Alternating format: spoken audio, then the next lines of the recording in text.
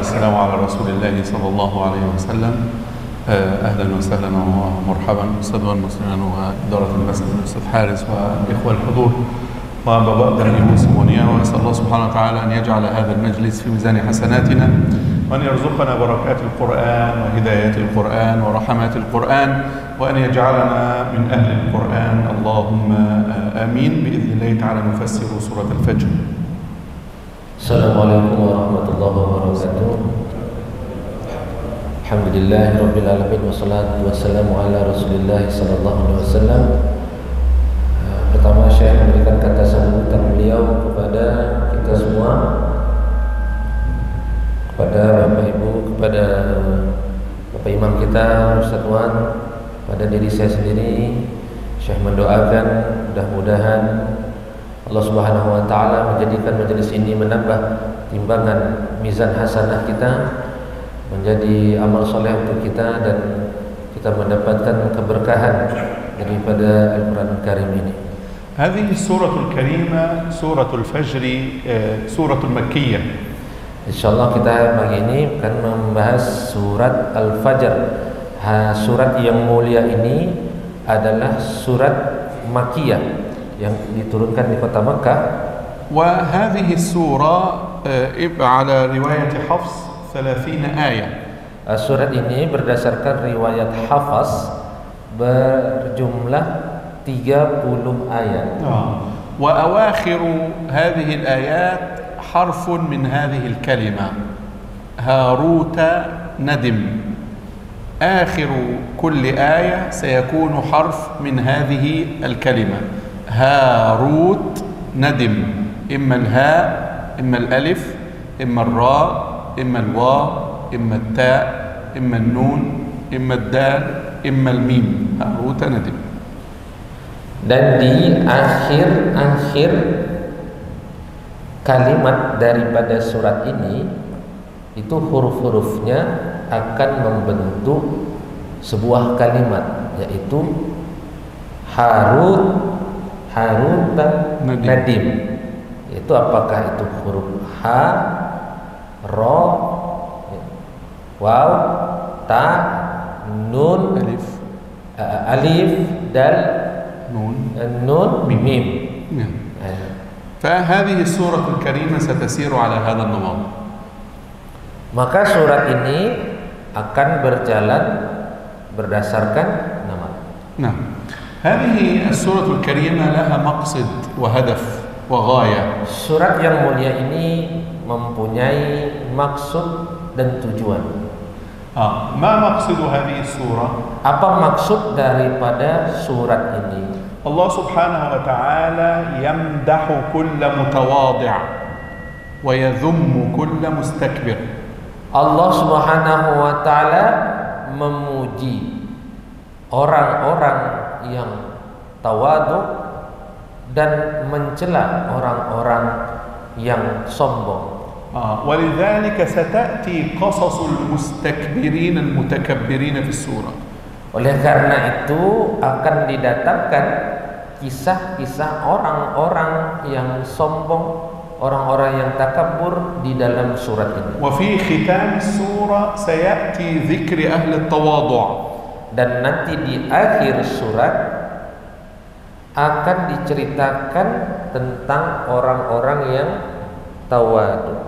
هذه السورة الكريمة من السور التي تتحدث عن القسم بالأوقات الشريفة. Di awal-awal surat ini bercerita tentang sumpah Allah atas sesuatu yang dimuliakan Allah. عندنا في القرآن العظيم قسم بالأوقات. Kita di dalam Quranul Karim ini memiliki sumpah dengan menggunakan waktu-waktu. عندنا وقت الفجر سورة الفجر، عندنا وقت العصر سورة العصر. Kalau kita punya waktu duha, maka ada sumpah dengan waktu duha. وقت الفجر، وقت الضحى، وقت العصر. Begitu juga dengan waktu fajar, maka kita di Al-Quran ada sumpah dengan waktu fajar, waktu subuh. Kalau kita ada waktu asar, فهذه أسماء الصور. maka bahkan ini dijadikan nama-nama surat. نحن هنا في سورة الفجر. Kita di sini berada di dalam surat Al-Fajr. الله سبحانه وتعالى يقول في الآية الأولى والفجر. Allah Subhanahu wa taala mengatakan di awal surat ini adalah Al-Fajr. يعني أقسم بالوقت المعروف. Yaitu aku bersumpah dengan waktu yang sudah diketahui. ووقت الفجر هو وقت انفجار الظلمة عن أول الضوء. Dan waktu fajar adalah waktu terurainya, ya, waktu terurainya waktu subuh itu, ya, matahari itu daripada cahayanya. وقت خروج أول الضوء من الظلام. Waktu keluarnya sinar matahari pertama kali sehingga menghilangkan kegelapan. طبعا جميعنا يعرف ما هو وقت الفجر الآن. جميعنا يعرف ما هو وقت الفجر الآن. Tentu saja kita semua tahu waktu subuh ini apa, dan sekarang kita berada dalam waktu subuh itu. تقول وقت صلاة الصبح وقت الفجر الساعة الخامسة. Kamu mengatakan waktu sholat subuh adalah di pukul 5. إذن هذا هو المقصود في القرآن العظيم. Jadi inilah maksud daripada Al-Qur'anul Karim. لكن بعض المفسرين يقولون الفجر هنا صلاة الفجر. Tetapi sebahagian mufassirin mengatakan Al-Fajr itu artinya bukan waktu subuh, tapi itu adalah sholat subuh itu sendiri. والمقصود بهذا الكلام أن أهم ما فيها أول النهار هو هذه الصلاة العظيمة. Dan maksud daripada itu adalah bahwasanya sholat yang pertama kali di awal ketika matahari itu keluar adalah sholat subuh. إذا رأينا في القرآن قسما. Jika kita melihat di dalam Al-Quran ada sebuah sumpah, لا بد أن نبحث عن جواب هذا القسم. maka kita harus mencari di mana jawab sumpahnya. Allah Subhanahu wa taala yaqul uqsimu bil fajri. Allah Subhanahu wa taala mengatakan, aku bersumpah dengan fajar. Aina jawabul qasam? Di mana jawab sumpahnya? Jawabul qasami huna mahdzuf. Jawab sumpahnya di sini dihapus. Sayati ba'da al-ayati ats-tsalitsah. Akan datang jawab sumpahnya itu setelah ayat ketiga. Wa taqdiruhu lanu'adzibanna al-kuffara. Takdirnya, ya, maksud daripada jawab sumpah itu adalah kami akan mengazab orang-orang yang kafir. Allah Subhanahu wa taala yaqul uqsimu bil fajri wa uqsimu bilayalil ashri wa uqsimu bisyaf'i wal watri la u'adzibanna al kuffar. Allah mengatakan, aku bersumpah dengan waktu fajar, aku bersumpah demi malam yang 10, aku bersumpah demi yang genap dan yang ganjil. Aku, ini jawabnya, jawab sumpahnya, isi sumpahnya apa? Aku akan mengazab orang-orang yang kafir, yang ba'da wal laili idza yasri. Setelah, dan juga demi malam apabila telah berlalu, aku akan mengazab orang-orang yang kafir. Layalin ashri, Allah Subhanahu wa ta'ala yuqsimu kadzalika bilayalin ashrin 'azimah ya'lamuha Subhanahu wa ta'ala. Malam yang 10, walayalin ashr, demi malam yang 10, yaitu Allah bersumpah demi malam yang 10 itu yang hanya Allah yang tahu apa malam 10 itu. بعض المفسرين يقول هي 10 ذي الحجة. Tetapi sebahagian mufassirin mengatakan bahwasanya malam yang 10 itu maksudnya adalah 10 malam pertama di bulan Dzulhijjah. لأنها عشر عظيمة لوجود عبادة الحج فيها. Karena ini adalah malam-malam yang agung, malam-malam yang mulia untuk menghadirkan ibadah haji di bulan itu. وهذا جائز. Dan tafsiran seperti itu boleh saja. لكن الأفضل Tetapi yang afdal أن الله تعالى أقسم بليال عظيمة عنده. Bahwasanya Allah Subhanahu wa taala bersumpah dengan malam-malam yang mulia yang ada pada sisi beliau malam-malam itu. فربما تكون العشر الأواخر من رمضان، ربما هي العشر الأول من المحرم، ربما هي العشر الأول من ذي الحجة. Bisa saja kamu mengatakan 10 malam di situ adalah 10 malam di bulan Ramadan, 10 malam di bulan Dzulhijjah, 10 malam di bulan Muharram. لكن القرآن إذا عمم الأفضل أن نعمم. Tapi kalaulah Al-Quran sudah mengumumkannya, maksudnya mengatakannya secara umum, ya sudah kita biarkanlah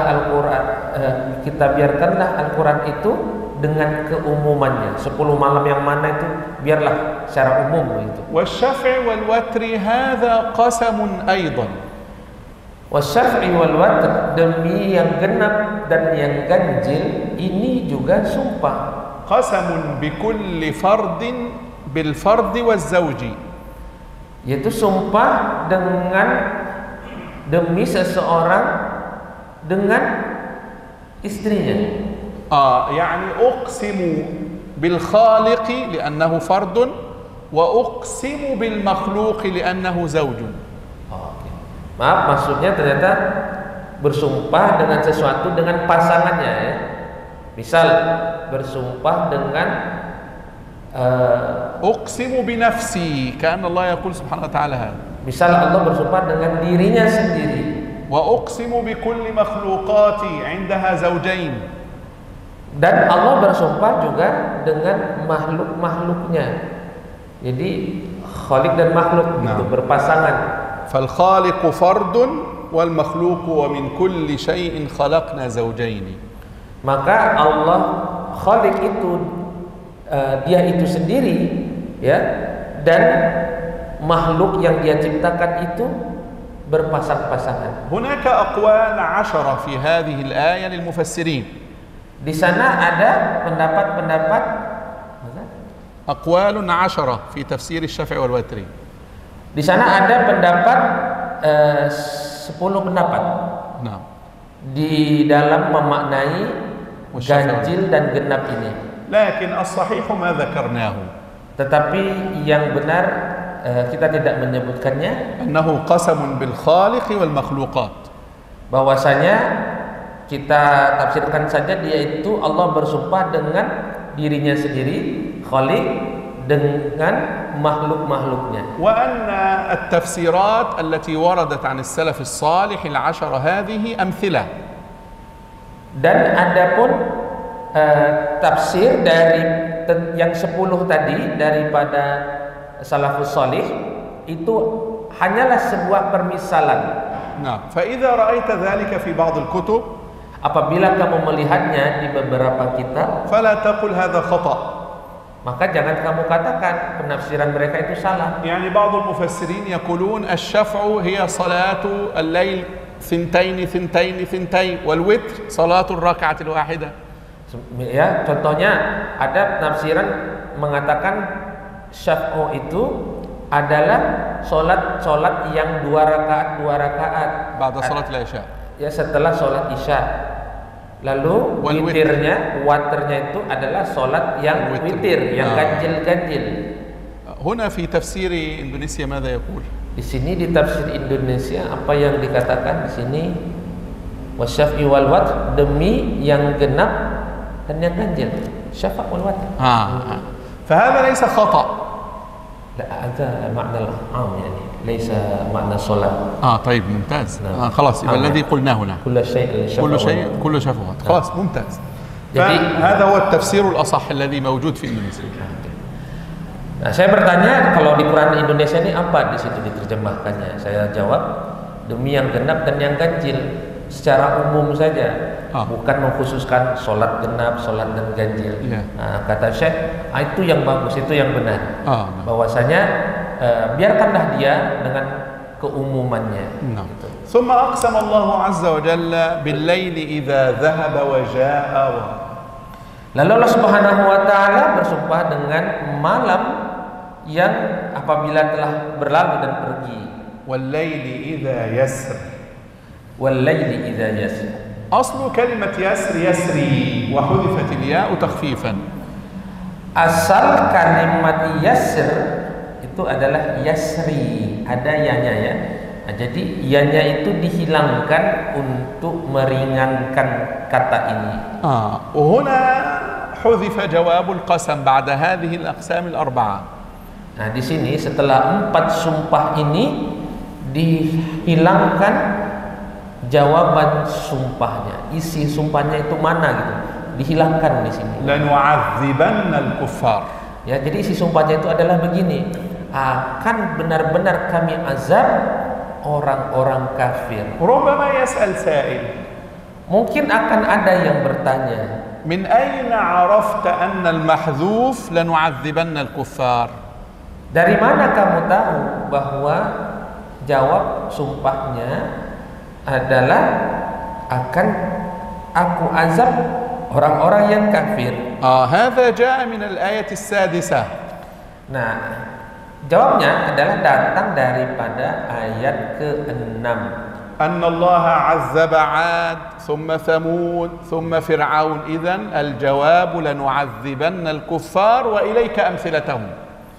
Jadi jawabannya dapat disimpulkan bahwasanya ya dari ayat 6 itu kan Allah mengatakan akan kami azab orang-orang daripada Imad, daripada Ad, daripada kaum Ad, daripada kaum Samud, daripada Fir'aun.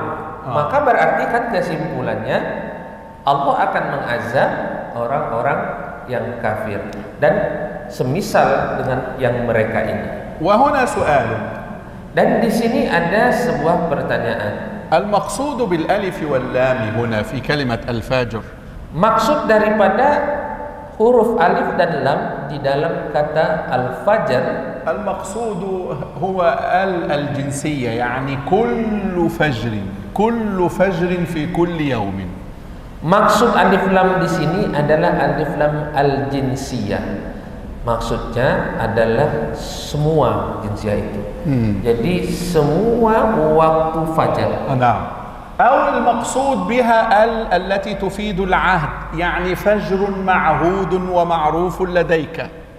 Atau maksudnya alif lam di situ adalah alif lam yang menunjukkan sesuatu yang sudah diketahui. فجر خاص. Yaitu waktu fajar yang sudah khusus. Bukan semuanya waktu fajar, tapi waktu fajar yang sudah khusus, yaitu waktu fajar, waktu subuh di mana engkau beribadah, kau melakukan sholat. وليال عشر. لماذا جاءت كلمة ليال ليس فيها ألف ولام ولماذا جاءت منونة؟ Lalu tiba-tiba datang walayalin tanpa alif lam. Ya, kenapa datang kata layalin tanpa alif lam di situ? وموجود بها التنوين ليال. Dan ada tanwinnya di situ. هذا التنوين للتعظيم. Tanwin di sini layalin itu untuk memuliakan, untuk mengagungkan. فهذه الليالي معظمة عند الله عز وجل. Maka ini berarti adalah malam-malam yang besar, malam-malam yang agung di sisi Allah Subhanahu wa taala. نعم. ثم نقول هنا لماذا أقسم الله عز وجل بهذه الآيات؟ Lalu kita mengatakan di sini, mengapa Allah Subhanahu wa taala bersumpah dengan الفجر، الليل، الشفع، الوتر. Bersumpah dengan benda-benda ini tadi ya, waktu fajar dengan yang Layalin dengan ashar. malam yang 10, dengan yang ganjil dan yang genap, dengan malam yang telah berlalu. Allah subhanahu wa ta'ala yuqsimu bihadhihi al-ashya' li'annaha dalil ala qudratihi subhanahu wa ta'ala. Allah subhanahu wa ta'ala bersumpah dengan benda-benda ini karena ini adalah dalil atas kebesaran kekuasaan Allah subhanahu wa ta'ala. دخول الليل في النهار معجزة كبيرة وآية عظيمة. دخول الليل في النهار معجزة كبيرة. Masuknya malam ke dalam siang itu adalah kebesaran Allah subhanahu wa ta'ala, adalah mukjizat. وخروج الفجر من الليل هذه معجزة. Dan keluarnya ضوء النهار cahaya siang di malam hari, daripada malam hari itu juga mukjizat. والليالي تعقبها الأيام والأيام تعقبها الليالي. هذا دليل على قدرة الله تعالى في التصرف في الكون سبحانه. Dan lalu malam itu berganti dengan malam berikutnya, berganti dengan malam berikutnya. Itu juga adalah mukjizat Allah Subhanahu wa taala. الليل الذي يمضي في وقت معين ويأتي في وقت معين ويختفي في وقت معين، هذا دليل على قدرة الله سبحانه وتعالى. الليل الذي يذهب ويأتي في وقت معين. Malam yang datang di waktu tertentu lalu dia pergi di waktu tertentu, itu adalah mukjizat Allah Subhanahu wa taala. لماذا؟ Kenapa? لأن الله تعالى هو المتحكم والمالك لهذا الكون. Karena Allah Subhanahu wa taala dialah yang mengatur alam semesta ini. قوله والليل إذا يسر في الآية الرابعة وجاءت وليال في الآية الثانية. Lalu kalimat walaili idza yasr di ayat keempat dan sebelumnya walayalin di ayat kedua. كلمة ليال هذه خصوص. Kata layalin ini adalah khusus. الليل إذا يسر هذا عموم كل ليالي. Adapun walaili idza yasr itu umum, semua malam. فالله سبحانه وتعالى ذكر ليالي خاصة وذكر الليالي العامة. Maka Allah Subhanahu wa taala menyebutkan layalin, layal yang ayat kedua itu khusus, adapun walaili idza yasr di ayat keempat itu umum. والشفع والوتر هذا دليل على عظمة الخالق سبحانه. Lalu wasyaf'i wal watr yang genap demi yang genap dan yang ganjil ini juga adalah kebesaran Allah, kekuasaan Allah Subhanahu wa taala. فالله سبحانه وتعالى ليس كمثله شيء فهو الواحد الفرد.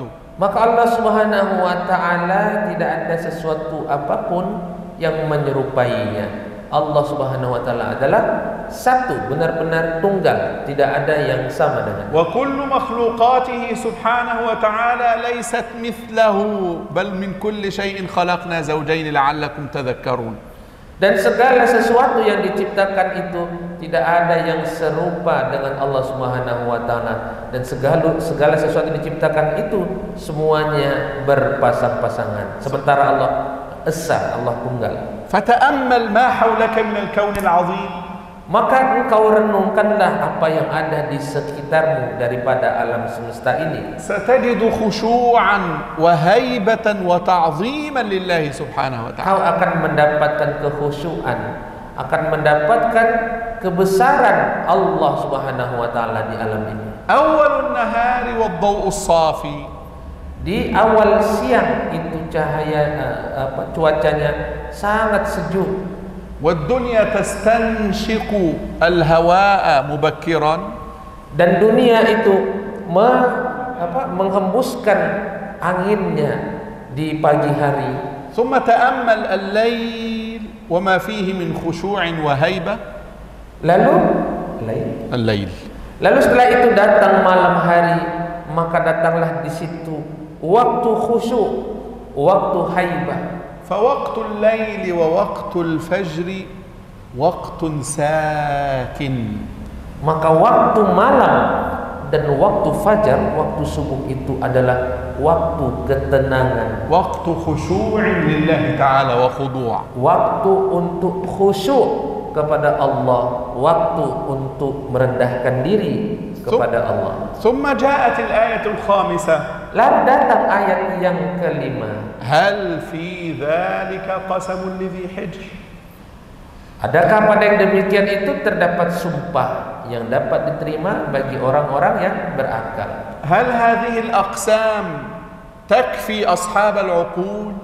Apakah sumpah-sumpah ini, ya, sumpah-sumpah terhadap benda-benda ini tadi sudah cukup untuk orang-orang yang berakal? هل ينتفع بها أصحاب العقول؟ Apakah bermanfaat pemberian contoh sumpah-sumpah ini kepada orang yang berakal? نعم يا ربنا تكفي هذه الأقسام. Ya, wahai Tuhan kami, sudah cukup sebenarnya sumpah-sumpah ini. كل صاحب عقل سينتفع بهذه الآيات. Semua orang yang berakal pasti akan mendapatkan manfaat daripada ayat-ayat sumpah. الله سبحانه وتعالى يستفهم هنا منا ليقرر هذه الحقيقة. Allah Subhanahu wa taala menyuruh kita untuk memahami daripada ayat-ayat ini, daripada hakikat daripada benda-benda ini tadi. ثم بدأت الآيات تحكي لنا قصص المتكبرين. Lalu Allah Subhanahu wa taala melanjutkan ayat dengan mengkisahkan kepada kita orang-orang yang takabur. لكن قبل أن ندخل في هذه القصة، Tetapi sebelum kita masuk kepada kisah ini, نريد أن ننظر إلى البدء والختام. kita ingin melihat kepada بدء الآيات وختام الآيات. melihat kepada permulaan dan kepada penutupan ayat. الأول هنا قسم بالأنفس، قسم بالخشوع والخضوع المخلوقات لله تعالى. Yang pertama, Allah tadi bersumpah dengan makhluk-makhluk, ya, dengan khusyuk dan kekhuduan. ثم بعد ذلك ذكر المتكبرين. Lalu setelah itu Allah menyebut orang-orang yang takabur. في آخر الآيات، Lalu di akhir ayat, يا أيتها النفس المطمئنة يا أصحاب التواضع. wahai orang-orang yang mempunyai jiwa yang tenang, wahai orang-orang yang tawadu, ادخلوا في جنتي يوم القيامة. masuklah kamu ke dalam surgaku pada hari kiamat. فالقسم في الآيات الأول جاء على عقوبة المتكبرين. Maka sumpah di ayat pertama tadi adalah hukuman untuk orang-orang yang takabur. والآيات الأخيرة في السورة جاءت لذكر عاقبة المتواضعين. Dan ayat yang terakhir datang untuk menceritakan balasan kepada orang-orang yang tawadu. الآن نحكي قصة عاد.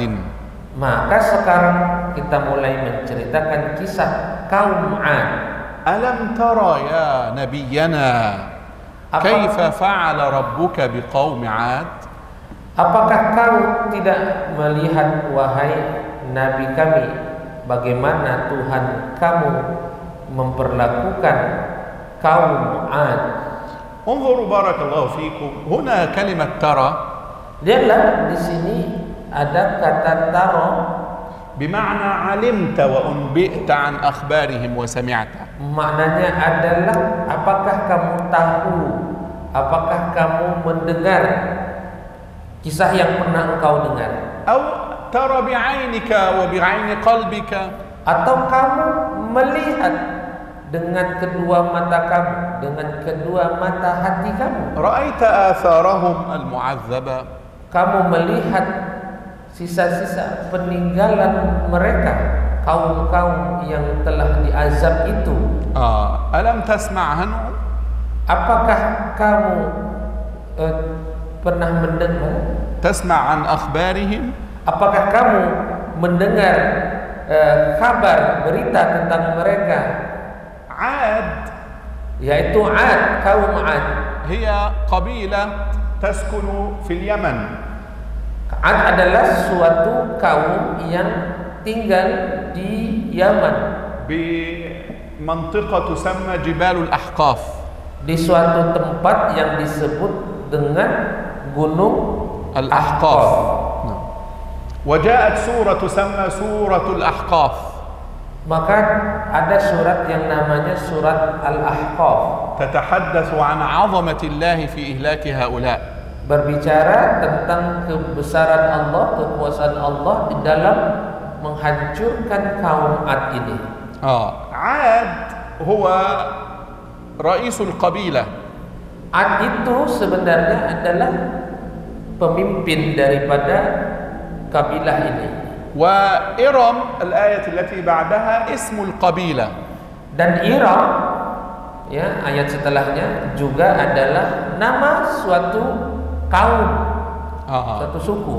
إذن عاد اسم الشخص وإرم اسم القبيلة. Jadi Ad itu adalah nama orang, رئيس القوم. itu pemimpin daripada kaum ini. Adapun Iram itu adalah nama kaumnya. أو أن عاد هو الولد وإرم هو الجد. Atau Ad ini adalah anaknya. Adapun Iram itu adalah kakeknya. فهو منسوب إلى جده. Maka sebenarnya Iram ini nama suku ya, tetapi memang diambil dari nama kakek mereka dulu. طيب ما معنى ذات العماد؟ Lalu apa makna zatil imad? ذات الأبنية الرفيعة العظيمة الكبيرة. Yaitu kaum yang memiliki gedung-gedung yang besar, gedung-gedung yang tinggi. الآية التي بعدها التي لم يخلق مثلها في البلاد. Ayat setelahnya allati, itu penduduk Iram yang mempunyai bangunan-bangunan yang tinggi. يعني هذه القبيلة بنت بيوتا لا تشبهها بيوت. Yaitu kaum ini membangun rumah-rumah yang besar, yang tinggi, yang dimana tidak pernah sebelum itu ada orang membangun gedung seperti itu. لم يستطع أحد في زمانهم أن يبني مثلهم. Tidak ada orang satupun yang sanggup membuat bangunan seperti itu pada masa itu. ربما تقول نحن لم نرى بيوتهم الآن. Mungkin kamu akan mengatakan kami tidak melihat rumah mereka sekarang. لكن قصتهم كانت مشهورة معروفة عند العرب الأوائل. Tetapi kisah mereka itu sangat ma'ruf, sangat populer di telinga orang-orang Arab di awal-awal dulu. وأما عاد فاستكبروا في الأرض بغير الحق وقالوا من أشد منا قوة. عاد قالت هكذا: من أشد منا قوة؟ لا يوجد أحد في البلاد مثلنا في القوة. Di ayat tadi ya, mereka mengatakan, menyombongkan diri mereka. Ya, siapa yang lebih kuat daripada kami? Siapa orang-orang yang kuatnya seperti kami? لا يوجد أحد في مثل قوتهم. Tidak ada seorang pun yang memiliki kekuatan seperti kekuatan kami. الله سبحانه وتعالى هنا يقول لم يخلق مثلها في البلاد. قوتهم كبيرة. Di sini Allah mengatakan tidak pernah diciptakan bangunan yang seperti itu, seperti yang dibuat oleh orang-orang Ad ini. لكن هنا تأمل الآية: ألم تر كيف فعل ربك؟ يعني الله عذبهم عذابا شديدا عظيما. Cobalah lihat ayat ini, alam tara kaifa fa'ala rabbuka bi'ad. Apakah kamu tidak melihat bagaimana Tuhanmu memperlakukan kaum Ad? Itu Allah memberikan azab kepada mereka, memberikan hukuman kepada mereka. كلمة رب هنا وليست الله. Kalimat Rabbu di sini maknanya bukan Allah. الرب لأنه الخالق. Rabbu di sini karena dia itu Khalik, pencipta. الخالق العظيم. yaitu Al-Khaliqul Azim, pencipta yang besar. لأنه سيتحدث في الآية عن الخلق التي لم يخلق مثلها في البلاد. Karena dia akan berkisah tentang penciptaan yang besar, yaitu penciptaan bangunan-bangunan yang besar tadi. هذه قصة عاد. Inilah dia kisah kaum Ad. وقوم النبي صلى الله عليه وسلم من كفار مكة يعرفونها. Dan kaum yang tinggal di sekitar Makkah itu mengetahui benar kaum Ad ini. ولذلك الله سبحانه وتعالى يحذرهم ويخوفهم.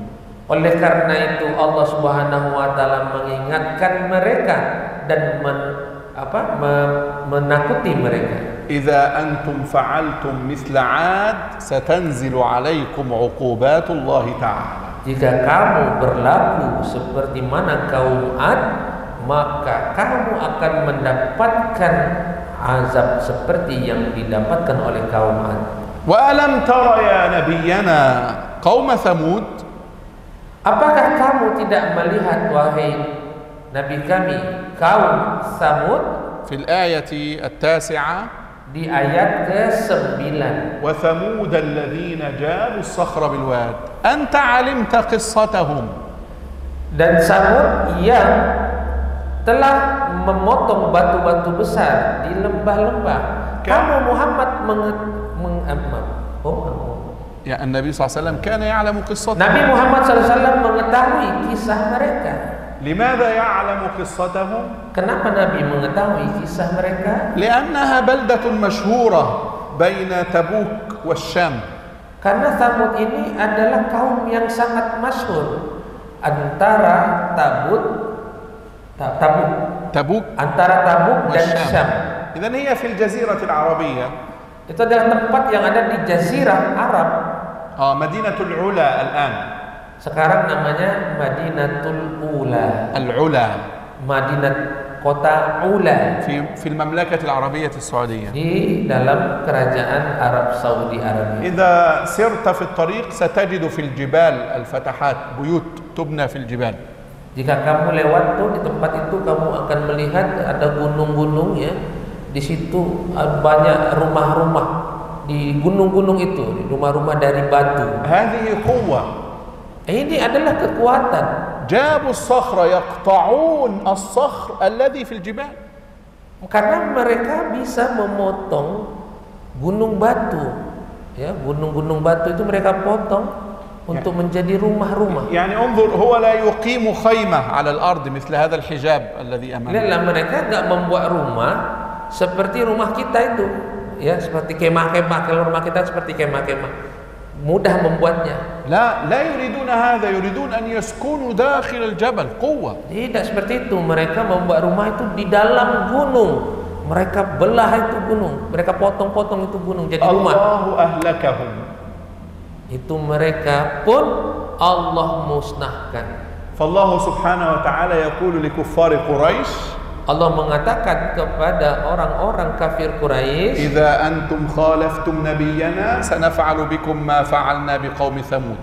Kalau kamu menolak nabi kami, maka kamu akan mendapatkan seperti apa yang didapatkan oleh kaum Samud. عاد جاءهم نبي الله هود وثمود جاءهم نبي الله صالح عليه السلام. Kaum Ad itu dikirim Allah Nabi Hud. Adapun kaum Samud Allah utus kepada mereka Nabi Soleh. ولذلك هناك سورة تسمى سورة هود عليه السلام. Oleh karena itu di Quran ada surat yang dinamakan dengan surat Hud وسورة الأحقاف. dan surat Ahqaf. لماذا؟ Kenapa? أنهم كانوا قوما أقوياء. Karena mereka adalah kaum yang paling kuat. يقولون ليس هناك مثلنا في القوة. Mereka sampai mengatakan tidak ada orang yang sama kuatnya dengan kami. الله أهلكهم. Allah membinasakan mereka. وأهلك قوم ثمود. Allah membinasakan kaum Samud. ثمود هذه اسم للقبيلة. Samud ini adalah nama untuk suatu kabilah, satu suku. أو اسم لكبير هذه القبيلة. atau nama untuk satu orang besar daripada satu kabilah ini. انظروا سبحان الله آياتهم معجزتهم Dia adalah ayat mereka adalah mukjizat mereka. جاءت من مثل ما يفعلون. Datang seperti ayat-ayat ini datang seperti apa yang mereka lakukan. ما هي معجزة قوم ثمود Apa mukjizat kaum Tsamud الذي جاء بها صالح عليه السلام؟ yang dikirimkan Allah kepada mereka Nabi Soleh? ها تذكرون هذا في سورة الشمس؟ Apakah kamu mengingatnya? Kemarin kita sudah bahas di surat Asy-Syams. نعم. Ya, ناقة خرجت من الصخر. yaitu unta keluar daripada batu. تخرج من الجبل. Ya, unta keluar dari gunung batu. من حجارة. Keluar dari batu beneran. لأن هؤلاء كانوا يحبون سكن الحجارة. Karena mereka adalah kaum yang suka memahat batu. معجزة من جنس ما يحبون. Maka mukjizat itu akan datang dari sesuatu yang mereka sukai, sesuatu yang mereka kerjai. ثم جاء الحديث في الآية 10. Lalu datang ya cerita di ayat ke-10, وفرعون ذي الأوتاد ألم يأتك يا نبينا قصة قوم فرعون. yaitu wa fir'auna dzil autad. Fir'aun yang mempunyai pasak-pasak ya, bangunan yang besar. Apakah belum sampai kepadamu kisah Fir'aun? ذي الأوتاد. Dzil autad. الأوتاد ربما هي الأبنية الكبيرة مثل الأهرامات. Autad mungkin maknanya adalah bangunan-bangunan yang besar seperti piramid-piramid itu. أو الأوتاد الأخشاب التي تبنى في الأرض بقوة. Atau autad juga bisa bermakna aksyab. الوتد نعم شيء يوضع في الأرض يبنى عليه. Yaitu pondasi ya, seperti paku gitu. Pondasi-pondasi yang ditanam di dalam bumi lalu mereka membangun bangunan yang besar di atasnya. أو الأوتاد جنود فرعون. Atau bisa juga autad itu maknanya adalah bala tentara Fir'aun. لأنه يعتمد عليهم فيثبتون ملكه. Karena Fir'aun itu berdiri di atas mereka, di atas bala tentaranya, maka dia ingin mengkokohkan kerajaannya. أهلك الله فرعون لما طغى. Maka Allah pun menghancurkan, membinasakan Fir'aun ketika Fir'aun itu melampaui batas. وقد أرسل إليه موسى عليه السلام. Dan Allah mengutus kepada Fir'aun Nabi, yaitu Nabi Musa alaihissalam. الآية 11 Lalu ayat yang ke-11 بينت لنا سبب هلاكهم.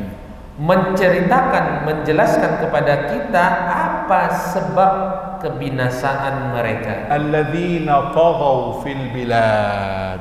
yaitu mereka taghaw, sewenang-wenang di negeri mereka. جاوزوا حدودهم مع الله وظلموا عباد الله.